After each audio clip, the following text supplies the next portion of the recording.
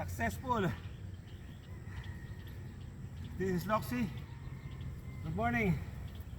Good morning po sa ating lahat.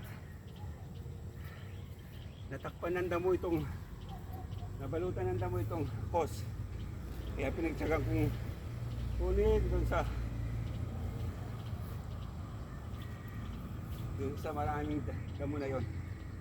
Idudugtong ko sa niya. Tubero naman po tayo for today. Ngayon po, si Doxy ay tubero para madali yung pagdidilig. Dati itong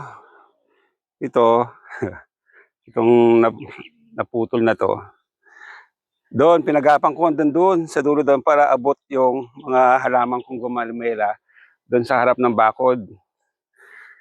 Kaya lang, nung ililipat ko sana, sa tagal ng panahon na nakalatag dito, natakpan na ng mga damo, nabalutan. Kaya nung ihilahin ko po, ilalabas, ito, napuwersa siya, naputol. Ito, dinugtong ko na siya noon. Ngayon, idudugtong siya uli para magamit natin. Hindi yung nag-iigib ako, nagtitimba sa didilig ng mga halaman. Later, baka dugtong bibili ako or kukuha ko ng pandugtong para dito. Para dun sa mga halaman doon sa tabi ng bakod, maabot ng hose. Kasi nakakapagod magdilig kung magtitimba, dadalhin doon, lakad-lakad. Kaya nag-iisip tayo ng paraan para hindi masyadong nakakapagod yung pagdidilig. Kasi malapit na yung summer,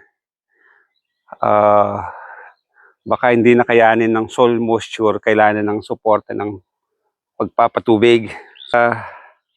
Madali lang naman magdugtong, no? Pupwersahin lang natin pasok to. Yan, oh. Ay pasok na. Ay pasok na. Niroskas lang din siya.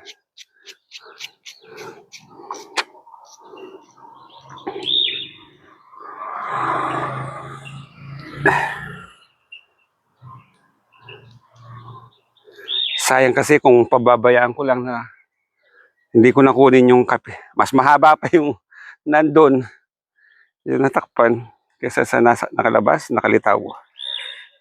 Okay. Ito, dudugtong na natin.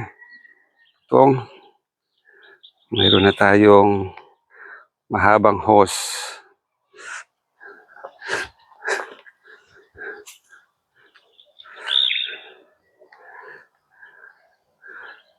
Yan.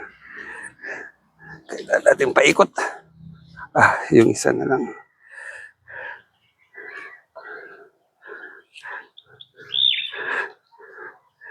Yan. Higpit na. Yan. Higpit na. Ngayon, gagawin natin para madiligan yung mga gumambela sa labas. Ilulusot ko lang ito dito sa bakod, no? Abot na lahat yan pagkabila. Tingnan natin. Ito yung dulo. Okay.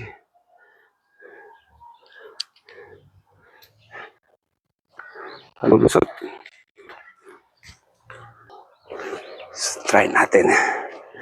Meron akong dito yung sprinkler. Kung nandito, ito, sprinkler.